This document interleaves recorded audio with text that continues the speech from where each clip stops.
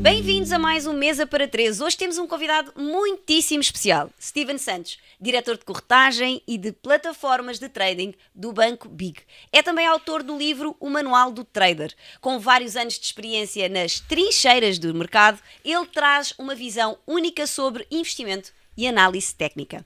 E nas suas próprias palavras, se parte do dinheiro gasto com raspadinhas fosse canalizado para a Bolsa, teria um retorno muito melhor para as pessoas. Steven, é um prazer ter-te nesta mesa do Mesa para Três. Bem-vindo! Bem-vindo!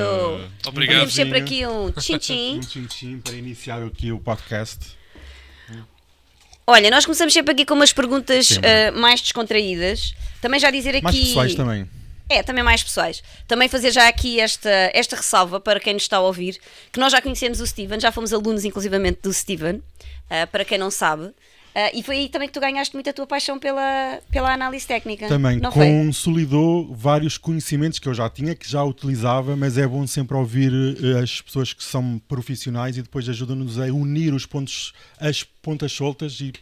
Portanto, só para dar essa nota, porque pronto, já conhecemos o Steven há vários anos. Sim. E portanto temos aqui obviamente um carinho especial, porque também já foi nosso mentor. Portanto, como vocês veem, mesmo as pessoas, todas as pessoas têm que estar constantemente, isso, posto que eu se perguntar, tu também ainda tens mentores? Claro Não, é? que sim. Não existe Não há isso. hipótese. Pronto, mas vamos começar e a gente depois já fala um bocadinho mais sobre isto. Sim. Steven, Obrigado pelo convite. obrigado nós. Primeira pergunta assim, vá, quebra-gelo. Qual é que é o teu prato preferido, aquele comfort food? Ui, eu não tenho assim nada super específico, gosto de muita coisa. Mas quando vais para fora e chegas... Acho que aí quando vou para o estrangeiro e volto, que tenho mais saudades é de comer sopa, não é? A sério? Sim, Espetacular. eu acho que a sopa portuguesa acaba por não ter nenhum substituto, mesmo aqui ao lado em Espanha. Não, isso é verdade. Gosto muito de verdade. salmorejo, mas mesmo é tudo frio, não é? Praticamente. Sim. E sopas quentes de outros países parece que não têm tanta densidade e genuinidade como as nossas sopas portuguesas. Ah pá, espetacular, nunca ninguém nos por tinha acaso, falado da sopa. Nunca dizem Não sempre é? do bitoque, da batata frita e tal, mas a sopa é a A primeira sopa é a vez. primeira vez. É sempre aqui. Bem, Steven, tu és de acordar cedo para ver o mercado asiático ou de deitar tarde para ver os futuros americanos? Ui, é assim, eu acho que grande parte da minha carreira e foi passada e é passada no setor financeiro, mas mesmo assim tenho tido a sorte de fazer um horário mais tradicional, digamos assim. Portanto, tenho colegas que entram às 7h30 da manhã todos os dias, ou até antes, para fazer o mercado europeu e saem mais cedo. Tenho colegas que entram ao meio-dia, meio-dia e meio e saem às 9h30 da noite. Felizmente nunca estive num desses horários, portanto o meu horário é mais o das 9 às 18, digamos assim, exato. e acabo por acompanhar ambos os mercados, asiático menos, diria, mas o europeu e o americano tento acompanhar de igual forma. Ok, boa. Bem, Eu vou continuar aqui na minha Sim, tese, sim. não é? Já falámos do prato e bebida. Tens alguma bebida preferida? Água natural. adoro, água é vida. Água é vida. Sem gás. Sem gás. Olha, agora há aqui uma que, puxando aqui a brasa um bocadinho à minha sardinha, se tivesses que explicar a uma criança de 5 anos, ou até à tua filha, vai daqui um pouquinho vais ter que explicar isto à tua filha, o que é que tu fazes, o que é que tu vais dizer? Isso é uma boa pergunta. Eu acho que grande parte daquilo que eu faço é, no fundo, ajudar as pessoas a ter mais segurança, mais conforto, mais liberdade, alguns no futuro, tendo como condição que aquilo que tem neste momento na mão, que é dinheiro, tendo naturalmente a desvalorizar, não é? Portanto, obviamente com esta terminologia a minha filha não vai por ser muito, não é? Tem 3 anos, vejo que quando tiver 5, 6 vou ter que trocar isto por miúdos de alguma forma, mas eu acho que o meu contributo para a sociedade, para as pessoas, é ajudá-las a ter mais qualidade de vida, mais escolha no futuro, não é? Não necessariamente ter rentabilidades fantásticas, não necessariamente enriquecerem, porque isso não tem que ser o objetivo das pessoas. Sim, não é? sem dúvida. Antes, pelo contrário, acho que existem muitos outros planos de vida e outro tipo de objetivos muito mais legítimos do que simplesmente ganhar dinheiro pelo dinheiro ou ter milhões na conta. Eu acho que isso não faz sentido para a generalidade das pessoas, mas sim ter mais conforto e poderem ter mais escolha quando tiverem Exatamente. que ajudar um filho, ou ajudar um pai, ou ajudar um amigo, ou aumentar a casa onde a família vive. Ou seja, que o dinheiro não seja uma condicionante, não é? E não seja um fim, mas seja um meio, não é? Exatamente. Então, olha, vou-te dar aqui uma dica já para a tua filha. O meu filho já uma vez me perguntou o que é que vocês fazem, não é? Principalmente quando a gente faz aquelas visitas assim mais técnicas e que eu o levo, eles me assim, mas o que é que faz fulano? O que é que faz ciclano? E eu disse assim, olha, sabes o que é que eles fazem, filho? Eles ajudam as pessoas a multiplicar o dinheiro. Portanto, eles ajudam estas pessoas a orientar onde é que as pessoas podem pôr aqui o fermentozinho para o tal dinheiro crescer. E ele achou maravilhoso. Ele assim, mas eles levam o dia todo a fazer isso, a ajudar o dinheiro a crescer. E eu, exatamente, filho, exatamente. Acho que é uma boa metáfora, não é? Quase o plantar a semente e é um processo longo, não é? E obviamente que há ali muitos processos a acontecer que nós não vemos, não é? As fotossínteses, a absorção da água, dos nutrientes, os minerais, etc. Mas acho que isso é uma excelente analogia, não é? Porque nós tentamos fazer no setor financeiro, que é ajudar as pessoas que têm 100 na mão, 100 euros, como é que nós vamos conseguir aumentar esse património? Se conseguimos multiplicá-lo várias vezes, tanto melhor. Mas como disse há pouco, acho que isso não tem que ser o objetivo per si, porque lá está. E nós aqui, eu acho que os portugueses, que é o mercado que eu trabalho há mais anos, acabam por viver aqui em extremos ou polos bastante afastados, que é, ou são de facto extremamente conservadores, medo de arriscar, educação financeira em crianças também foi nesse sentido, o medo, tudo mais, ou então se querem um bocadinho de risco, é risco máximo. Querem, isso para ganhar 10% ao ano, isso não é nada, eu quero fazer 100, 200, 300, ok, vou empatar o meu dinheiro aí para ter um retorno de 5%. Não, isso é irreal. Ou seja, os portugueses, ou as generalidades portuguesas, esquecem do que está no meio, não é? Muitas vezes no meio está a virtude, é o equilíbrio entre não ter o dinheiro todo parado à ordem, porque ele naturalmente deprecia e perde valor e perdemos poder de compra de forma invisível, mas também não temos que estar aqui para ganhar milhões ou milhares de euros, não é disso que se trata. E essa tua perspectiva é muito interessante. Não só porque obviamente no meio é que está a virtude, como a gente sempre fala, mas exatamente porque às vezes as pessoas também não percebem, pelo menos daquilo que começa a ser, quanto mais pessoas a gente conhece, mais percepção a gente vai tendo, porque a gente também não pode generalizar, não é? Mas claro. Aqui a questão é que às vezes as pessoas pensam que é tudo ou nada, não é? E um portfólio, por isso é que existem os portfólios, podem ser constituídos com várias exposições ao risco, não é?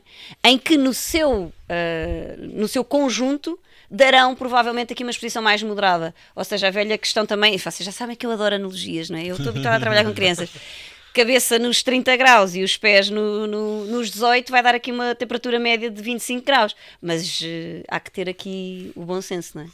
Que eu acho que eu acho que esta visão do Steven pode trazer muito esta realidade para as pessoas, porque ele trabalha com muitas famílias, muitas realidades, vocês lidam realmente com muitas pessoas e eu noto que em Portugal, uma coisa que eu sinto muita falta em Portugal e que existe muito lá fora já, é estudos específicos sobre o nosso mercado, sobre os portugueses, sobre os comportamentos portugueses, não é? Sentes isso também?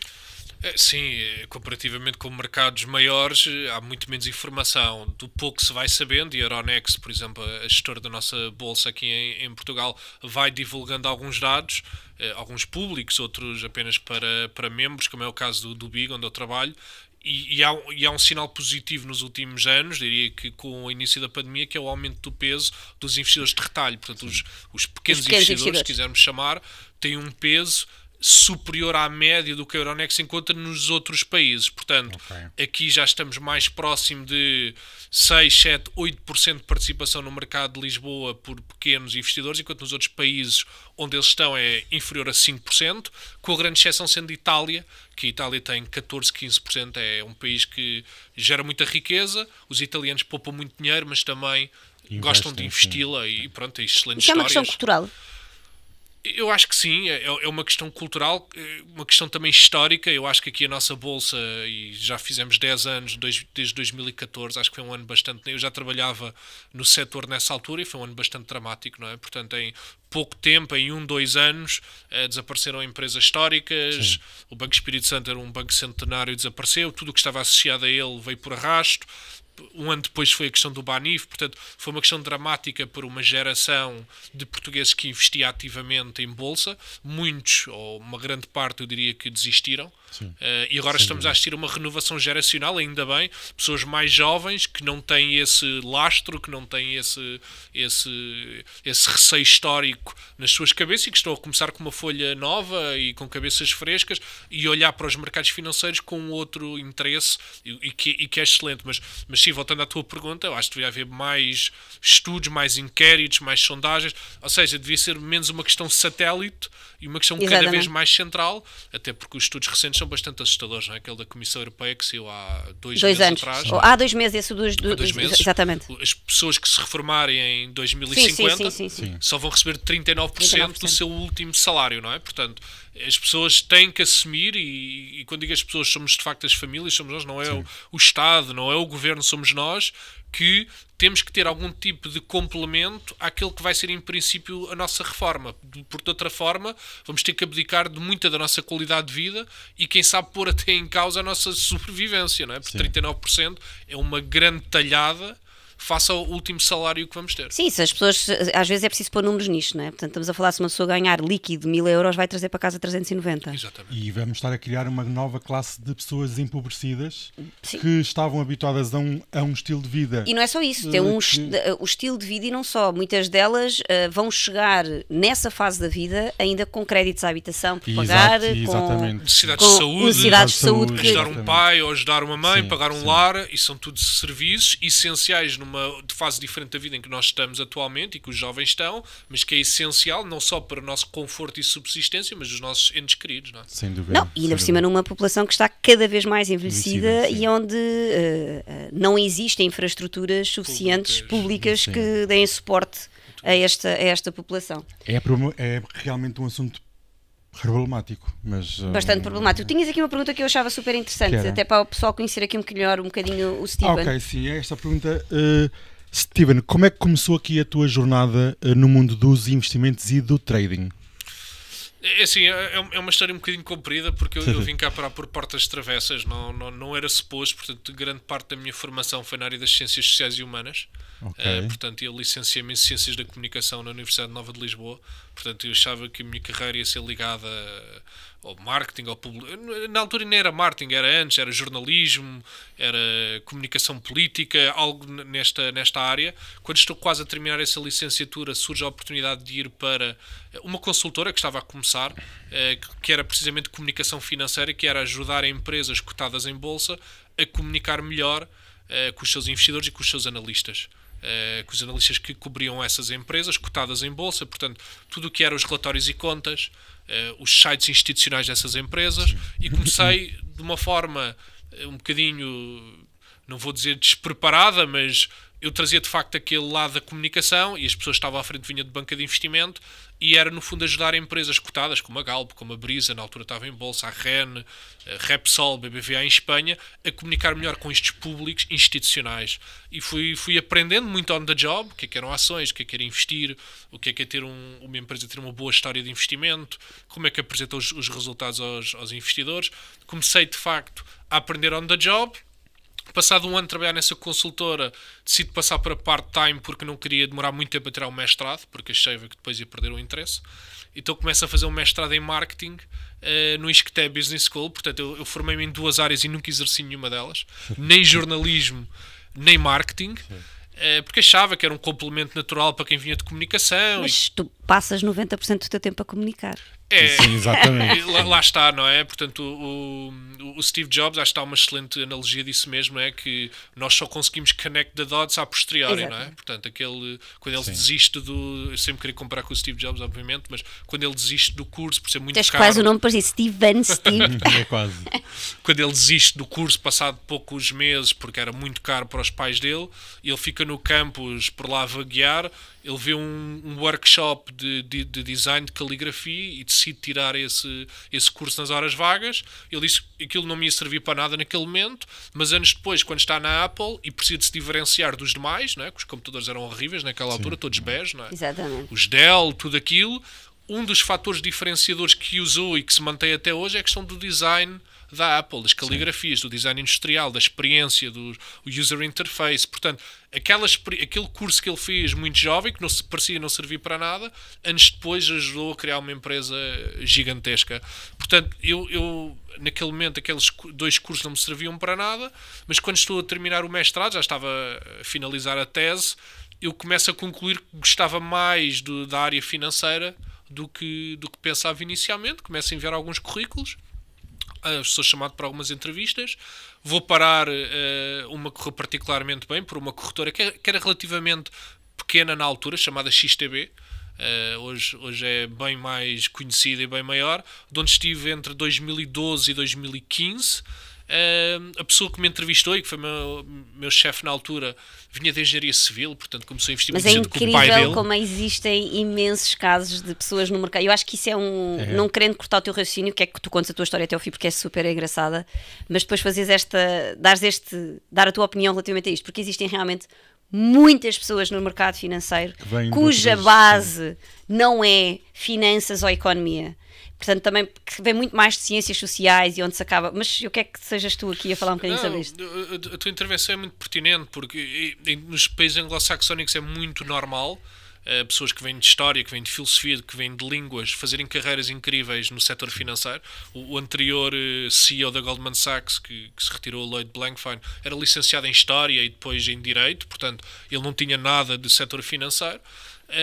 E há imensos casos, não é? O mesmo Peter Lynch não tinha, acho que era também licenciado em História. Sim. Portanto, há aqui muitos casos porque também... História ou gestão? História. Eu acho que é História.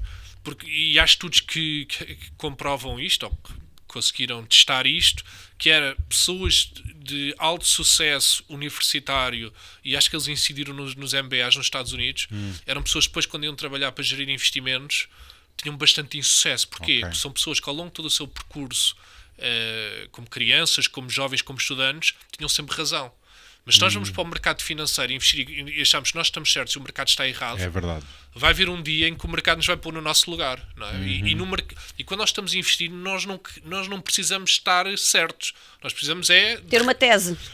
Ter uma tese e de conseguir investir com sucesso e mitigando sempre os riscos, não é? Controlando o risco a que estamos sujeitos. Ora, uma pessoa altamente bem-sucedida da Universidade de Topo nos Estados Unidos, um MBA, ele é que estava sempre certo, ele é que tinha sempre razão no desporto, nas aulas. Quando o põem a gerir investimentos, eram pessoas teimosas e achavam que eles estavam certos, o mercado estava errado, e depois o mercado punha aquela pessoa no sítio e acabava por perder imenso dinheiro e perdas grandes. Fat losses acabam por ser quase sempre irrecuperáveis. Portanto, é natural lá fora, em Portugal, sul da Europa, menos. Portanto, a pessoa que me recrutou era engenheiro civil, portanto, investiu com o pai desde muito, muito jovem e ganhou esse interesse, portanto não viu grande novidade em contratar uma pessoa que não fosse também de base financeira. Fiz aí o meu percurso, portanto, desde os primeiros dias logo a falar com clientes que investiam, queriam investir, dar-lhes algum tipo de formação sobre ferramentas que faziam sentido, de gestão de risco, de análise técnica. Portanto, aí também estava a aprender muito on the job com os meus colegas. Portanto, eu fui sempre entrando em empregos em que aprendia e não ensinava. Passado 3 anos e meio, surge a possibilidade de ir para o BIG, Banco de Investimento Global, que era mais alinhado com aquilo que eu procurava, que era ter o leque completo de instrumentos financeiros para os clientes. Porque na altura que eu estive na XTB só tinha CFDs e Forex, portanto, produtos alavancados, que servia, de facto, e serve um nicho de clientes, mas para ter uma abrangência maior e para que os meus clientes fizessem mais coisas e que tivessem essas componentes, como tu dizias, da carteira todas, para que eu pudesse também ter um input mais vasto nesse cliente, fazia-me sentido passar por um banco de investimento e aceitei esse convite e estou lá desde 2015, portanto fez agora 10 anos. E já passou assim tanto tempo? Já passaram 10 anos. E pronto, entrei com funções parecidas que tinha na XTB, portanto, gestão de clientes, acompanhamento de clientes, formação com webinars. Mas eu acho que eu ainda te conheci, não estavas no BIG? Acho que já estava. Já estavas no BIG? Já estava. E portanto, eventos presenciais, cursos, workshops, e depois também tinha uma componente muito importante de relações com a imprensa, documentar os mercados, as empresas, portanto uma presença mediática maior. Depois ao longo do tempo, quando fui assumindo mais gestões no BIG, nomeadamente gestão de equipas, gestão de pessoas, estou mais voltado agora para dentro do banco, tudo o que é desenvolver, tudo o que é os upgrades que têm que ser feitos às plataformas, tudo o que é relação com parceiros, com bolsas, com brokers, acabo por levar muito a essas relações, e depois formar pessoas para fazer aquilo que eu fazia, basicamente. Sim. E é só isto. Viram? É só isto. exato. Mas eu acho que aqui a grande mensagem que eu gostava de ressaltar no meio disto tudo, que é muito relevante, e até porque não é a primeira pessoa que nós temos aqui que faz gestão de património, é exatamente esta, é que as pessoas, principalmente em Portugal, e tu pegaste aí num ponto muito importante, e eu acho que nós também temos essa missão enquanto podcast de trazer isto, que é começar a desmistificar e trazer aqui à consciência algumas coisas que são muito culturais. Que é, se nós não tivermos, mas não estudou para aquilo e está a fazer outra coisa. Eu acho que nós temos que perder muito aqui em Portugal ainda a história A área, né? Da área. A área, né? É assim, eu advogo muito, porque também hoje em dia também existe essa tese de que não vale a pena ir para a universidade porque a gente pode ter sucesso na vida sem não sei o quê. Eu acho que é extremamente importante, até para nos formarmos enquanto seres e enquanto pessoas, até para aprender a estudar. Exatamente. Porque nós vamos ter que aprender a estudar, seja aquilo que for. Aprender a pensar. E aprender a ter pensar. um método para aprender coisas que não conhecemos. Exatamente. E socializar, que é muito importante. Nós também, e acho que a universidade também traz muito isto, esta capacidade de nós termos que começar a socializar com outras pessoas, outras realidades, networking, começar aqui a fazer esta questão. Portanto, eu advogo que é importante as pessoas irem para a universidade, independentemente de depois seguirem ou não via profissional aquilo que eu também nunca fiz engenharia química, não é? Portanto, até fui para uma área que não tinha nada a ver, supostamente. Foi para as obras, que me dizer, o que é que tu fazes? Eu trabalho nas obras. Mas pronto, no entanto, tudo tem um tronco comum e depois a paixão também pelas finanças. Eu acho que é importante as pessoas desmistificarem esta questão, como também é importante desmistificar de que quem estuda finanças, a gestão e a economia são as pessoas mais habilitadas para operar ou entender o mercado. Queres falar um bocadinho sobre isso? Porque eu realmente há uns anos atrás fiquei muito chocada quando comecei a perceber que a maior parte dos professores na área de gestão de ativos, principalmente já aqui em áreas mais específicas, nem sequer investia. Pois, eu acho que isso era quase um outro debate, não é? Temos um pano para mangas, era quase um episódio só sobre isso. Mesmo colega, obviamente tenho muitos colegas que fizeram todo o trajeto mais tradicional, não é? Portanto, licenciatura em gestão, mestrados em finanças, tudo Universidade de Topo, Universidade Nova de Lisboa, portanto, ISEG, ISCTE, portanto, tudo boas universidades, e aquilo que é um fator comum a eles em todas estas universidades é que a formação universitária nesta área dos ativos financeiros é muito teórica, muito vazia. Comparamos, pronto, faz-se aquela análise muito vaga do que é que são as variáveis por trás de uma opção, falta muita parte prática e nunca há mãos na massa, não é? E os próprios professores são um reflexo disto, não é? São académicos, são pessoas que estudaram alguma particularidade, uma variável, um fator específico, mas não têm o big picture, não incentivam os alunos a pôr as mãos na massa, a gerir um portfólio, mas que acho que também é uma realidade mais portuguesa, não é? Portanto, mesmo na Europa, vamos para universidades do norte da Europa e existem os clubes de investimento, têm montantes a sério para investir, não é? Não são 5 nem 10 mil euros, têm montantes a sério, já não vou falar nos Estados Unidos, não é? Portanto, os endowments, os alunos são obrigados a meter as mãos na massa e ter resultados, não é? Portanto, que são avaliados, parte da sua avaliação académica é com base em resultados e decisões de investimento real que tomam. Portanto, eu acho que aí estamos claramente para trás face a outros países desenvolvidos. E depois a questão da análise técnica, não é? Portanto, é aqui um fator que... Eu quero muito que vocês falem sobre isso hoje, já. Pronto, eu e o Daniel temos essa paixão em comum, a análise técnica, mas não só em Portugal, mas mesmo noutros países é visto como bruxaria, não é? É isso que eu quero, pronto, pegaste no ponto. Pronto, pegaste, eu adoro quando são vocês que já trazem o tema. Porquê que eu quero falar muito com vocês os dois acerca disto? Hoje sou quase que entrevisto vocês os dois. Acho que sim. E até estamos aqui, já não estamos a seguir aqui o roteiro, que eu perguntas, acho que é o mais... Primeiro, há uma questão que ainda assombra muito, eu não diria só em Portugal, mas em Portugal ainda existe mais isto, de que a análise técnica tu agora acabaste de dizer, é bruxaria, portanto é tentar adivinhar aquilo que não é, que a gente só pode ir pelo fundamental, portanto que um bom investidor é aquele que só investe com base em dados fundamentais, e portanto eu vou já lançar esta pergunta aos dois, porque, e eu sei que tu também defendes essa tese, uma coisa não é uma coisa ou outra, certo. Não é? Portanto, vamos começar por explicar, se calhar, o que é a análise técnica e depois, como é que se pode agregar as duas coisas, que não tem que ser uma coisa ou outra. Querem falar um bocadinho os dois sobre isso? Não, Força. não, dou palco aqui ao convidado porque acho que é a pessoa ideal para desmistificar estes temas, porque em Portugal era como o Steven estava aqui a dizer, parece que isto é ler as cartas, é bruxaria, é evidente. Portanto, melhor do que ninguém. Nós já tivemos o pessoas, Steven. inclusivamente à frente de fundos, que disseram, Sim. a ti, A mim, sim. tu falas De muito de análise fundos técnica, nacionais, fundos nacionais, a dizer, é. não, tu falas de análise técnica, eu não concordo nada com isso, portanto eu nem sequer vou falar contigo, fazer contigo uma live, porque parece Não, que ele assim, fala porque tipo de uma parece cena. que eu sou doente e isto é uma praga. Exatamente. Muito bem. Assim, como é que eu explicaria a análise técnica? Portanto, a análise técnica é uma disciplina relativamente antiga, portanto começa, se calhar até mais antiga que a análise fundamental, porque ela começa ali no final do século XIX, um senhor chamado Charles Dow, e ele hoje, obrigado, está aí o livro, que fala... Tem um bocadinho da história. Tem um Portanto, bocadinho da tem um história. bocadinho da história. E esse senhor, ainda o nome dele subsiste em parte numa agência noticiosa muito importante que é a Dow Jones, não é? Portanto, ele foi um dos fundadores, ele era o Charles Dow, tinha um sócio que era o Jones, e ele era jornalista de um jornal que todos conhecem, chamado Wall Street Journal, e ele nos editoriais começou a descrever uma série de princípios, de tendências que ele olhava para interpretar o mercado. E o que era isso? Ele olhava para evoluções de preço, e quando estamos a falar de análise técnica não estamos a falar do negócio, não estamos a falar da empresa, não estamos a falar das receitas, da faturação, não é nada disso, estamos a falar de critérios muito objetivos, que é o preço daquela ação em bolsa, o volume, que é a quantidade de títulos negociada em bolsa daquele título. Não estamos a falar de contabilidade, nem estamos a falar de finanças empresariais, ok? Portanto, é muito importante distinguir.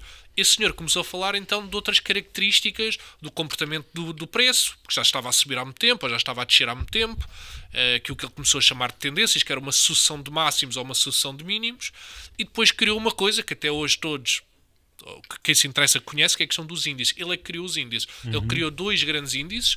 Um índice que no fundo era um grupo de empresas industriais e outro índice que era um grupo de empresas de transportes ferroviários, que era na altura a mobilidade económica nos Estados Unidos era por caminhos de ferro.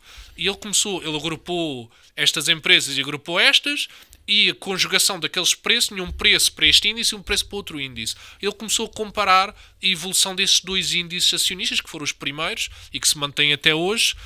O primeiro, obviamente, é mais conhecido, o Dow Jones Industrial Average, e começou a retirar daí uma série de conclusões. Ele depois morre e há uma pessoa, um colega dele, que no fundo compila esse trabalho e cria uma espécie de teoria do Dow, que não foi ele que a fez, ele só escreveu em vários sítios, em vários editoriais, e foi compilado a posteriori e é considerado, digamos, o início da análise técnica moderna, que depois é reforçado e considerado por uma série de outros autores nos Estados Unidos, nos anos 50, sobretudo nos anos 60, e o que nós estamos a fazer sempre é estudar a evolução do preço, olhar para o passado do preço e do volume para nos dar algumas indicações do que pode acontecer no futuro. E quando digo indicações do futuro não é estarmos aqui a fazer adivinhação, olha, está isso aí, acho que vai para 300.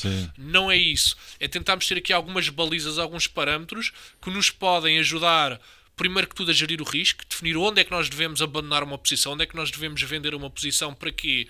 Para evitar perdas maiores. Esse é que é de facto o nosso grande risco, é nós não estamos a proteger o nosso capital, porque vai haver sempre oportunidades, vai haver sempre outra entrada favorável. Agora, se nós pomos em causa o nosso capital nos investimentos, vai haver que vamos levar uma perda grande e recuperável. Aliás, ainda há bocado falavas da Bolsa Portuguesa e tivemos o drama da PT, que muita gente sofreu com isso, não é? Exatamente por não ter os stop loss ou por nem sequer conseguir antecipar face ao que estava a... Isto para dar coisas concretas, que às vezes as pessoas parece que estamos a falar de adivinhação e de oráculo das estrelas. Estamos aqui uma coisa concreta da realidade portuguesa. E o próprio BCP, e do próprio BCP. O BCP, exatamente. Anos e anos de aumentos de capital, que estava a ser afligida por uma série de lutas políticas dentro do próprio banco, e durante anos e anos e anos, sucessivos aumentos de capital, destruiu o capital para muitos portugueses. Se as pessoas tivessem gerido risco, efetivamente tinham ali uma oportunidade de ganhar dinheiro, de valorizar, mas se efetivamente... Mas tinham percebido a determinada altura que é assim, isto já deu o que tinha a dar e está na altura de salvaguardar o património, não é? Eu, no caso do BCP, perdi milhares de euros. Porque eu entrei nessa guerra política na altura com o João Berardo e com o Jardim Gonçalves. Aquilo foi uma luta política entre até partidos políticos, forças da economia, e lá está, com a falta de gestão de risco, de psicologia do investidor, falta de análise técnica, falta de tudo, o que é que levou que comprem ações a 13 e a 4 euros e elas depois valiam cêntimos. Exatamente. E essa gestão de risco é essencial, e a gestão de risco pode ser feita também através da análise técnica. E essa ideia que o Steven estava aqui a dizer, que acho que as pessoas não entendem, que é a análise técnica pode ser mais antiga até do que... Olha, por exemplo, temos aí um livro que é O Investidor Inteligente, do Benjamin Graham, que vem do início do século XX. Portanto, anos 30, acho, não é? Exatamente, é ali dos anos 20 ou 30. Quer dizer, a análise técnica ainda é anterior. E se formos falar das velas japonesas, elas foram criadas no final do século XIX no Japão para o comércio de arroz. Então, o que quer dizer? A análise técnica, que é vista como day trading, como risco, como adivinhação, tem todo um percurso com mais de 100 anos. A mesma coisa com a análise fundamental e com os grandes mentores, que é o Warren Buffett, o Graham e outros. Mas agora, pegando agora na segunda fase da pergunta, não é? Que não é uma coisa ou outra, Exato. E eu sei que tu falas muito disso também, para as pessoas também perceberem isso, que são complementares. Sem dúvida, não é? Portanto, o que é análise fundamental? É estudar outros critérios, não é? Portanto, aí vamos estar a olhar para o negócio, para a realidade empresarial que está por trás daquela ação. Não é? Portanto, para que mercados é que vende, que produtos é que vende, quais é que são as perspectivas de crescimento ou não daqueles produtos, que expansão internacional está a fazer, olhar para o CEO, não é? Portanto, é uma métrica fundamental, não é? Portanto, o que é o para time mim é, modelo, há pessoas que não, mas para mim é uma das fundamentais. Exatamente, há pessoas que são meramente contabilistas e olham para uma série de rácios e tomam decisões. Eu vou dizer, o meu primeiro critério, já agora dar esse spoiler, que vale o que vale. O meu primeiro critério, para além, obviamente, primeiro a área eu faço top-down, portanto, mas o primeiro parâmetro que eu vejo, CEO, e depois vou logo ver, é assim, quanto é que ele lá tem entalado? Juro para a minha saúde que é isto a primeira coisa que eu vou ver. Sim, esse alinhamento entre equipa de gestão e acionistas é completamente indiscutível nos Estados Unidos. Noutros países não é tão linear. Não, exatamente. Portanto, infelizmente, portanto, mesmo a questão das stock options não é tão generalizada assim noutros países. Nos Estados Unidos é uma empresa, hoje abrimos os três uma empresa, já estamos a pensar quando é que vamos captar investimento externo e depois como é que nós vamos conseguir remunerar esse capital externo. Na Europa, por motivos históricos e também porque as grandes empresas muitas vezes vêm de origem familiar, há outros princípios que se levantam muitas vezes e outras prioridades, nomeadamente ter a questão do dividendo estável, ter o controle do capital, não haver ali potencial para haver acionistas ali mais disruptivos. Portanto, valoriza-se outras coisas na Europa face aos Estados Unidos. Mas, portanto, um analista fundamental, ou uma pessoa que valoriza a análise fundamental, está sobretudo no terreno da contabilidade, da parte operacional daquele negócio, como é que ele está avaliado em termos de critérios, nomeadamente os múltiplos, que é eu estar a comparar o preço da ação em bolsa com cada unidade de vendas, o preço da ação em bolsa com cada unidade de lucros. Portanto, é uma série de cálculos que são ali feitos e que não têm nada em vista qual é que tem sido a evolução do preço. Portanto, é um bocadinho como nós irmos ao supermercado e comprarmos um artigo só porque gostamos dele. Não olhamos para o preço, é indiferente. Fazemos assim, olha, eu não gosto de análise técnica, eu desprezo a análise técnica, eu agora vou fazer tábua rasa de tudo isso, mas gosto desta chávena e vou comprá-la a que preço for. Se tiver a 10 euros compro, se tiver a 100 euros compro, se tiver a 1000 euros compro. Se calhar não é a decisão mais racional, não é? Portanto, então vamos introduzir aqui outra variável. Porque normalmente quem defende só a análise fundamental vem logo com o contra-argumento. Não, mas também não é assim. Eu só compro ao preço justo. Porque eu calculo o valor intrínseco e... Bom, teríamos aqui muito também a dizer sobre isto. Sim, o que é que vocês têm a dizer sobre isto? Porque na realidade, primeiro, o valor intrínseco não dá para calcular para todas as empresas e depende do negócio. Querem falar um bocadinho sobre isso? Eu acho que é uma questão muito pertinente, porque muitas dessas pessoas que vêm dessa onda mais Buffett, Benjamin Graham, tudo mais, não podemos esquecer que esses livros foram escritos há quase 100 anos. Exatamente. Não é? E numa realidade económica e empresarial completamente diferente. Não é? Aquela questão do PER, não é? O múltiplo do preço em relação aos lucros da empresa.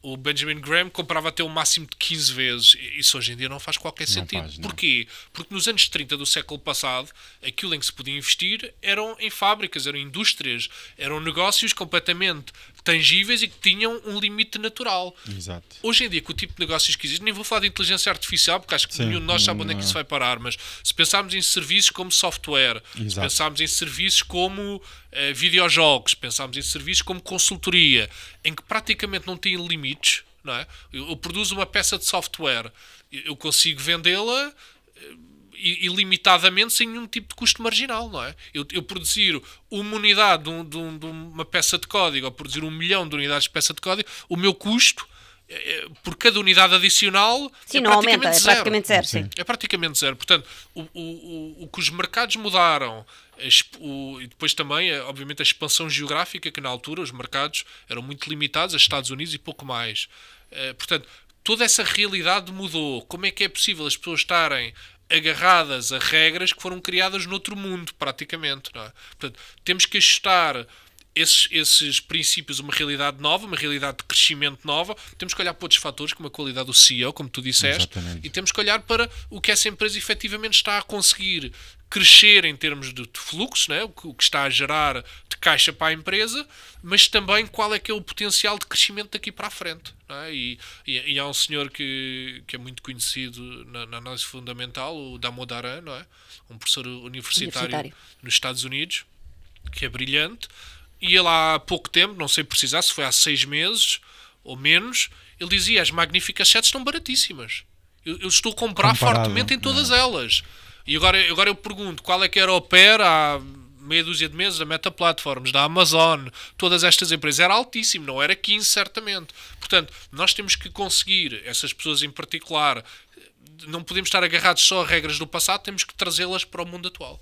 Eu acho que é um bocadinho isso, que é a história, mas aqui entramos outra vez um bocadinho na tua área de expertise, porque é assim, é a história do pensamento crítico, não é? Que é nós conseguirmos ampliar aquilo que nós estamos a aprender ou a ler, ou o conhecimento não é estanque e ele tem que ser adaptável. E é aí que entra esta coisa magnífica que é, nós temos pensamento crítico, como é que eu agora adapto isto, que faz todo sentido, aos dias de hoje, aos tempos de hoje.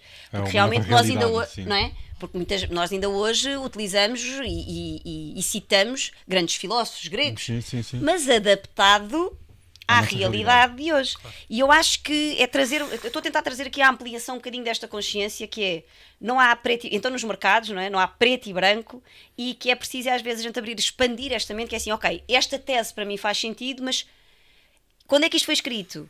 A história da história, entrando aqui um bocadinho nisto, que eu tenho falado particularmente nos tempos em que nós vivemos, que se tem descurado muito, e em todas as áreas, não é?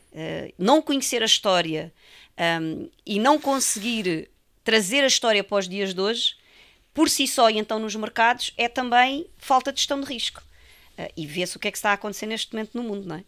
Qual é a vossa opinião acerca disto?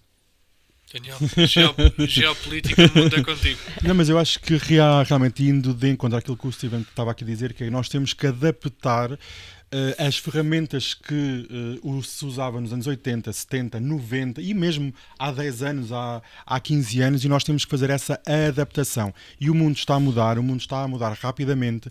Temos, por exemplo, como o Steven estava a dizer, a questão da inteligência artificial que está a mudar. Estamos ainda numa fase embrionária, híbrida ainda, e já está a ter mudanças impactantes, quanto mais daqui a 5 ou 10 anos. E podemos depois fazer a conjugação com a parte das empresas. Por exemplo, a Palantir tem um PER gigantesco e toda a gente diz, está caro. No entanto, o PER vai aumentando e ela vai aumentando de preço. Vale o que vale. Mas realmente o mundo está a mudar, nós temos que entender que lá está, as ferramentas do passado, a leitura do passado não pode ser transposta para a nossa realidade atual, porque nós tivemos um privilégio, nós como geração, de viver durante longas décadas num mundo que, mal ou bem, estava mais ou menos em paz.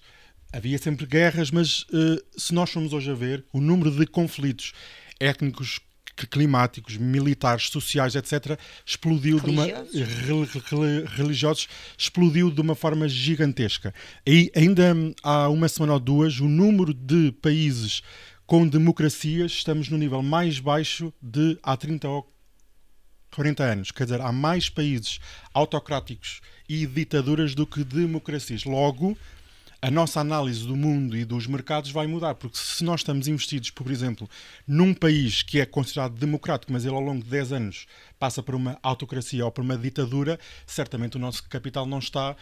A nossa gestão de risco não é a mesma se eu estiver investido, por exemplo, numa China, ou no Cazaquistão, ou noutro país. E nós temos que ter a noção que nós temos que nos adaptar.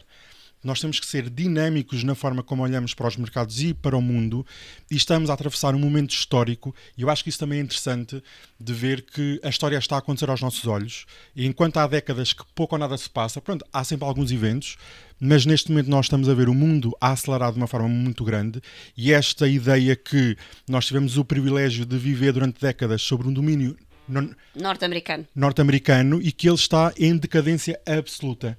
E claro que tem força, é a maior economia, é a maior potência, mas nós vamos a ver realmente uma decadência que acho que não é, mesmo que venha de Donald Trump ou outra pessoa, não é possível de reverter. E temos que olhar para isso também, que é, o mundo está a mudar, as ferramentas têm que ser adaptadas e temos que olhar não só na parte fundamental, as métricas financeiras, mas absorver o mundo e perceber que estamos inseridos num mundo cada vez mais isolado, cada vez mais nacionalista, e que a globalização que puxou por este crescimento a nível mundial está em fragmentação e pode daqui a uns anos até deixar de existir.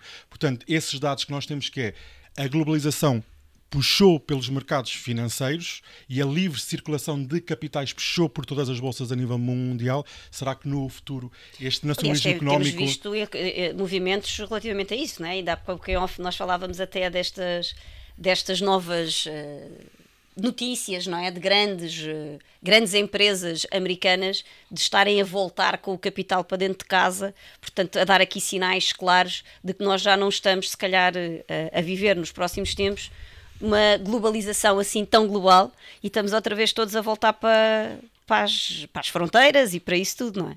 Sim, acho que o Daniel descreveu muito bem, portanto acho que é um mundo fragmentado, multipolar, não é? Portanto já não temos apenas aqui um líder global, que é os Estados Unidos, que exporta a sua cultura, os seus produtos para o resto do mundo, mas cada vez mais fragmentado, não é? E aí os BRICS estão a tentar aí recuperar de alguma forma o seu poder, a China acho que é incontornável. Não é? Portanto para este século eles vão ser uma força dominante, e eles têm sempre a vantagem que é, eles pensam em décadas e séculos, não é? Enquanto nós aqui pensamos nem vou dizer nos minutos nem nas horas, mas pensamos em meses e ciclos eleitorais de 4 anos, eles lá pensam 4, 5, 10 décadas para a frente. Portanto, eles têm muita paciência, foram a fábrica do mundo durante estes últimos anos, que levou este crescimento espetacular, portanto, grande parte do que nós consumimos mesmo por marcas ocidentais é produzido lá, e depois são traders natos, não é? Aqui trader no sentido mais de comprar e vender matérias-primas, bens. Sim. Portanto, é um povo que rapidamente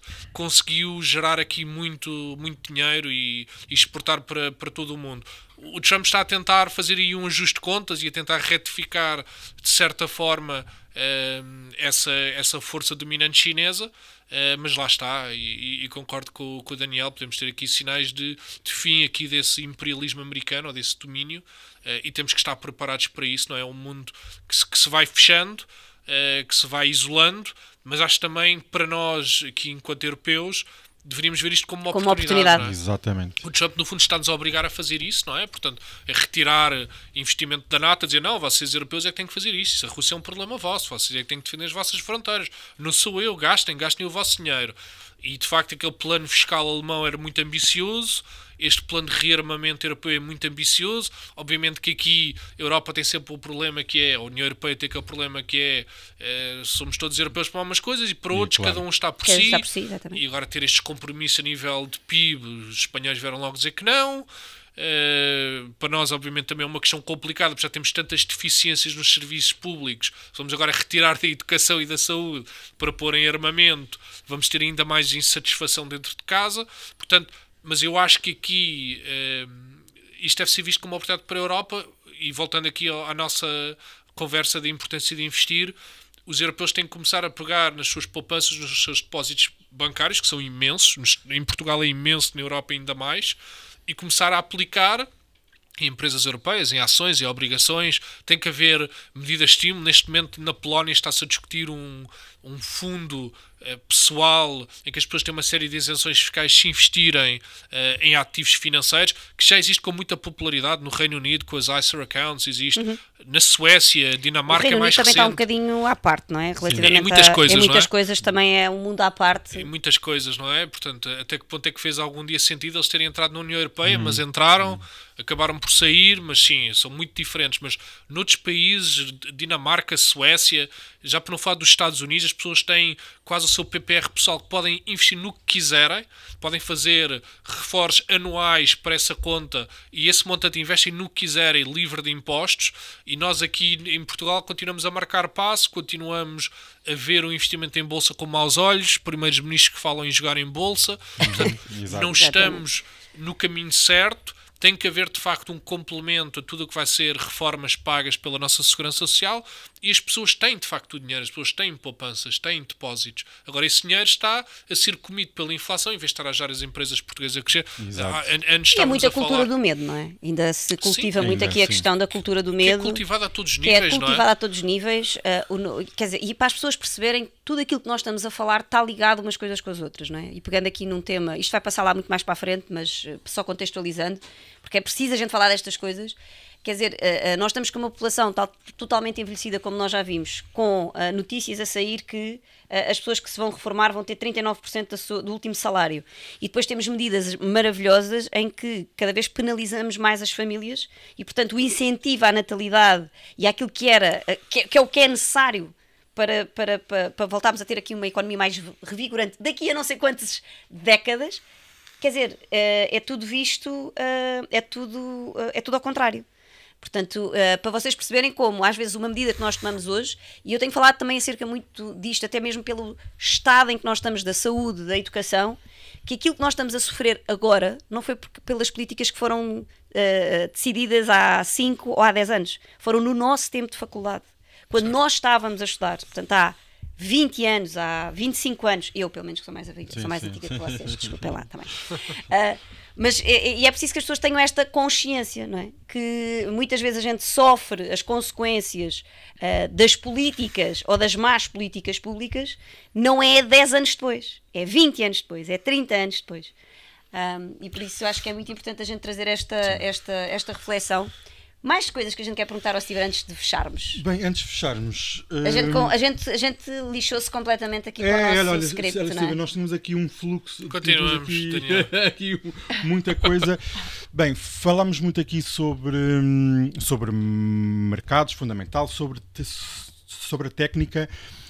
Tiveste aqui algum erro na tua forma de investir desde o início até agora que tenha sido aquele erro que tu tenhas cometido, mas que olhes hoje para trás e te tinhas dito, ok, ainda bem que eu cometi este erro porque levou-me mais à frente. Porque há muita ideia que nós só vamos aprender quando o mercado está a subir e nunca quando o mercado está em queda ou com as nossas perdas. E eu acredito muito que é com as perdas de dinheiro, de capital em bolsa, que nós vamos conseguir mudar a nossa forma de investir. Qual é que foi aquele momento, ou aquele investimento, ou em que momento é que tu achaste, ok, este erro levou-me cada vez mais longe e solidificou a minha forma de investir? A nível pessoal. Sim. Assim, eu acabo por ter uma divisão bastante grande, não é uma coisa que é investimento em ações e ETFs, tipicamente, e é para muito longo prazo. Sim. Anos, décadas, o que for. Portanto, é muito longo prazo, empresas de qualidade que eu gosto, de CEO, do historial da empresa, etc. E acho que aí o grande erro foi ter investido pouco. Ok, sim. De menos, não é? Acho que eu sofri o mesmo mal, não é? Exato. Esse é o grande erro, não é? Portanto, se nós estamos convictos e acreditamos de facto na empresa, porque às vezes nós metermos, vou exemplificar, 1000 euros numa empresa que gostamos, mas cá tínhamos uma capacidade de investir 3 ou 4 vezes mais. Porque é que não o fizemos, não é? Sim. Se eu tinha de facto essa possibilidade. Se a gente achava que tinha aquele potencial, não é? Se nós víamos, e de facto é um investimento a muitos anos, 5, 10 anos, o que for, porque é que eu não investi mais? Portanto, esse acho que é o grande erro que cometi a nível do trading que faço. Claramente a gestão de risco foi o grande risco. Haver aqueles momentos em que pensas está a aproximar do stop loss e tu dizes vou estar... Só mais um bocadinho. Exato, Só mais um bocadinho. Só mais um bocadinho. É que nós pensamos sempre, nunca vai lá chegar. Mas chega e até cai mais. Portanto, é sempre aqui... Mas atenção, é estar o stop loss a estar até aquele dia em que tu cancelas o stop loss. E há aquele dia em que o mercado põe no teu sítio Exatamente. E depois nessa altura tu consegues, ou tentas perceber que aquilo de facto foi um erro gigante e que as pessoas, o principal motivo das pessoas deixarem de fazer trading não é serem stopadas, a taxa de acerto como as pessoas acham, não é nada disso. As pessoas saem porque têm uma ou duas ou três perdas destas grandes e são irrecuperáveis e desistem. Porque o trading acho que é uma coisa quase contra a natura para nós, porque nós somos biologicamente, a nível familiar, educados para ter sucesso. Estuda para teres boas notas, estuda para passares o código da estrada, Exatamente. estuda para teres um bom curso. Tu tens de ter nota máxima, fazes uma melhoria de nota. Nós, quando vamos para o trading, é outra coisa, que é, nós temos que aprender a perder. E ninguém na vida nos ensina a perder contra a dinheiro. natura, sim. É contra a natura. Nós biologicamente estamos programados para ganhar, para estarmos certos. Ninguém nos ensinou como é que se perde. Como nunca ninguém nos ensinou como é que se perde, nós achamos que é igual perder 100 euros, 1000 euros ou 10 mil euros, mas não é. Não é, não. A nível financeiro e de potencial de recuperação é completamente diferente. Eu perder 100 euros posso recuperar amanhã ou depois. Se perder 10 mil euros, atenção. Posso demorar muito tempo, se é que algum dia vou conseguir recuperar. Portanto, nós, sobretudo a termos de trading, mas também a nível de investimento, nós temos que tentar trocar as nossas emoções, que é, nós quando estamos a ganhar numa posição, o que é que nós temos? Temos medo, então isto está no verde, então isto agora volta para trás, volta para o vermelho. Estamos cheios de medo quando estamos a ganhar. Quando estamos a perder, é o que estávamos a dizer, hoje está o stop, que é, temos esperança. Temos esperança que vir. O que é que nós temos que fazer? Temos que trocar estas emoções, que é, quando eu estou no verde, eu tenho que ter esperança. Eu estou a ganhar 5%, mas eu acredito neste investimento, acredito nesta empresa, e vou conseguir fazer 10, 15, 50%. Quando eu estou a perder, eu tenho que ter medo. Já estou a perder 100 euros, 200 euros. Este investimento ainda faz sentido? Eu devo mantê-lo? E é aí que é a história do penso rápido, não é? Que temos, e mudar esse chip, muitas vezes é a história do penso rápido, que é, às vezes nós já estamos a ver a coisa 100, 200, que é assim, mais vale sanear já, antes que a história... Não é? É do pensamento rápido, Cristina, mas eu também penso muitas vezes que há pessoas que, por algum motivo, nem pensando devagar vão lá. Portanto, é mesmo preciso ter lá um stop loss concreto no mercado, para não haver segundo pensamento. Agora, eu não posso estar a jogar com o stop loss nem cancelá-lo. Portanto, trocar as emoções básicas é meio caminho andado para terem sucesso, sobretudo no trading, mas também nos investimentos. Que é, quando estão a ganhar, tenham esperança, apostem, tenham calma. Ele ainda pode valorizar mais. Quando estão a perder, tenham medo. E não façam o contrário, que é o que nós todos naturalmente vamos fazer. Quer trabalhem no setor, quer tenham tirado o mestrado de finanças, o mestrado em história, nós ao fim do dia somos todos seres humanos. Exatamente. E vamos cometer todos os mesmos erros. Exatamente. Os mesmos. Okay? Nenhum professor ensina isto, nenhuma cadeira ensina isto. Não, só a prática, não é? Só a prática. Skin in the game. E as emoções dentro do mercado são essenciais. É essenciais. E é o que pesa mais. Muitas vezes as pessoas pensam que estão a perder porque não souberam analisar ou o mercado ou o ativo, mas não é, muitas vezes é a nossa emoção. Por isso é que dizem sempre, as emoções devem ficar fora do mercado, contra a natura, porque é muito difícil. Ajudando aqui também um bocadinho as pessoas, porque uma coisa é a gente teorizar isto, né? As emoções ficar fora disso, isso não acontece nunca, né? Sim, é impossível a gente desligar o botão. Humanos, sim. É impossível desligar o botão. O que é possível as pessoas fazerem? Criarem mecanismos de proteção para combater esses vieses que as pessoas têm que se autoconhecer muito bem. Sim. Qual é que é o viés comportamental que eu tipicamente tenho mais? Ainda há bocado falávamos de um que eu tenho. Eu, quando estou muito apaixonada por um determinado setor ou que gosto muito, eu sei que tenho uma tendência natural depois para ir para o viés da confirmação, que é tudo que confirma a minha tese, porque eu gosto tanto daquele mercado. O que é que eu faço? Eu retraio-me, porque eu já me travo, troco ideias normalmente com pessoas que pensam diferente de mim, mas às vezes até é excessivo, porque às vezes perco oportunidades por isto. Mas é as pessoas de terem este autoconhecimento para terem travões, não é? Outro travão, por exemplo, eu faço isto, não sei se toda a gente, vocês não, porque tu operas todos os dias e tu também, mas eu, por exemplo, eu só coloco ordens com o mercado fechado. Okay. Sim. É um sistema de proteção que eu tenho, porque eu sei que se começa a colocar ordens com o mercado aberto, eu vou estar ali naquela... É mais emoção. Sim. Vou estar, e eu sei que vou estar, e portanto eu não faço isso. Eu só coloco ordens com o mercado fechado. Interessante. Mas cada um tem que arranjar aqui os seus mecanismos, acho eu. Ajudem-me aqui. Sim, às vezes as pessoas têm concordo. Falta. Como é que está bem? Como é que se coloca o emocional fora do sistema? Não se coloca, não é? Portanto, o que se faz é criar sistemas de proteção. E sabes Pronto, daí como é que as Daniel pessoas Kahneman, fazem? que ele ajuda muito Sim. nisso, sistema 1 e sistema 2. Mas sabes como é que as pessoas conseguem ver esses padrões, quer seja de curto, médio ou de longo prazo? É que criarem um diário de investimento. Sim, isso é uma boa prática, não é? ou de trading ou de investimento. Tu Porquê? falas disso no teu livro, que eu lembro que falas disso no livro. Porque quando nós somos seres humanos e temos padrões de comportamento, logo, se nós conseguirmos identificar esses padrões, seja no curto ou seja no longo prazo, vai ser mais fácil de fazer mudar o chip. E para mim mudou completamente ver esses tais vieses comportamentais e vieses de confirmação que quando eu escrevo, e já tenho diários de longos anos, quando tu vais olhar para trás pensas, epá, realmente era aqui o erro. E quando tu mudas esse erro, começas a ter sucesso de uma forma diferente. E o sucesso não é medido pelos euros que estão dentro da conta. É pelo processo, pelo teu plano e por não cometeres os erros que cometes no... Ou erros crassos, não é? Sim, Erros exato, que levam ao fecho de conta. Quando tens o banco a ligar-te para dizer que tem que lá pôr mais dinheiro porque tens uma margin call e a ligar, olha, ou mete dinheiro ou se a sua conta é fechada... É a pior chamada. Eu nunca recebi nenhuma, mas é a pior chamada de todas. Eu já recebi. Já recebeste alguma? Eu sou o banco, não é? E eles é que ligam. Ativou-te bater à porta. Oi, Steven. Bem. Olha, mensagem final. O que é que queres deixar aqui à nossa audiência? Assim, falámos de tantos temas, não sei que wrap-up é que se pode fazer, mas eu acho que é essencial começar, não é? Começar a jornada de investimento. Acho que hoje em dia as pessoas ou que ainda não começaram ou que estão no início têm uma grande vantagem face às pessoas que começaram há 10, 20 anos atrás, porque quase não existia conhecimento em Portugal, não existia era podcasts, terrível. não existia cursos, não existia livros, não existia coisa nenhuma. Portanto, acho que essas pessoas já têm aqui uma grande vantagem face aos demais. Têm que efetivamente começar, não é? Portanto, é comprar os livros, mas lê-los, ouvir os podcasts. Não é? Fazer, não é? Porque às vezes as pessoas dizem, interessa-me esse tema, eu vou comprar um livro. Até compro um livro, mas depois fica na prateleira. Tem que ser lido, tem que ser pensado e tem que se começar a passar para a ação. Começar com pouco dinheiro, comecem com 500 euros, 1000 euros ou até menos de 500 euros, se for caso disso, mas comecem. Porque de outra forma não vão trilhar o caminho, vão continuar com a maioria do vosso património parado à ordem, a perder face à inflação, a perder oportunidades favoráveis para fazerem crescer o vosso património e, voltando ao início, terem mais liberdade lá à frente, terem mais escolhas, terem mais possibilidade de melhorarem a vossa vida, da vossa família, dos vossos pais, etc. Enquanto esse caminho não for trilhado, nunca vão chegar a um fim, nunca vão conseguir nada disto.